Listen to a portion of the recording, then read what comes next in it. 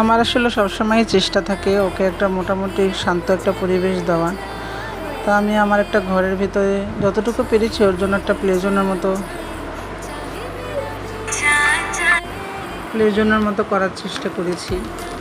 ওর মতো করে ও যেন ওর চাহিদাগুলো বিভিন্নভাবে পূরণ করতে পারে, বা ও যেন বাসার ভিতরে বোর না হয়, ওর মতো করেও খেলতে পারে।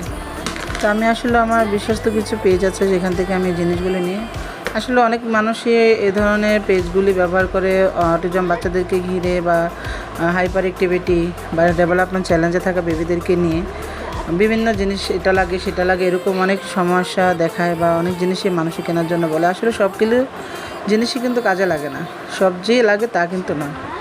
কিছু কিছু জিনিস সত্যিই সহায়ক হয়, আবার কিছু কিছু জিনিস শুধু এমনিতেই ফালতু টাকা খরচ ছাড়ার কিছুই না। তো আসলে আমি যখন এই ধরনের জিনিসগুলি কিনেছি তখন আমি একটা ধারণা পেয়েছি আসলে কোন কোন জিনিসগুলি এই ধরনের বাচ্চাদের সত্যিই সহায়ক হয়, আর কোন কোন জিনিসগুলি শুধুই একটা মুখে বলে মানুষের ঘাড়ে চাপিয়ে দেওয়ার মতো হয়। তো অনেক মানুষই এই ধরনের বাচ্চাগুলি নিয়ে একটা ব্যবসা শুরু করে দেয় যে আপনার বাচ্চার এটা লাগবে ওইটা লাগবে, এই ধরনের বাচ্চার এটা সহায়ক এটা সহায়ক। মূলত সব কিছু কিন্তু এই ধরনের বাচ্চার প্রয়োজন হয় না। এই ধরনের বাচ্চাকে, এটা স্বাভাবিক বাচ্চারা কিন্তু খেলা অ্যাক্টিভিটি এগুলি কিন্তু সবই প্রয়োজন হয়। তো দেখা যায় এই ধরনের বাচ্চাগুলো যেহেতু খেলতে খুব বেশি চায় না, তাই তাদেরকে এভাবে বিভিন্ন অ্যাক্টিভিটির মাধ্যমে শেখাতে হয়। তো আমি এভাবেই চেষ্টা করি আর কি, যেটা প্রয়োজন সেটা দেওয়ার জন্য। তো ঠিক আছে, ভালো।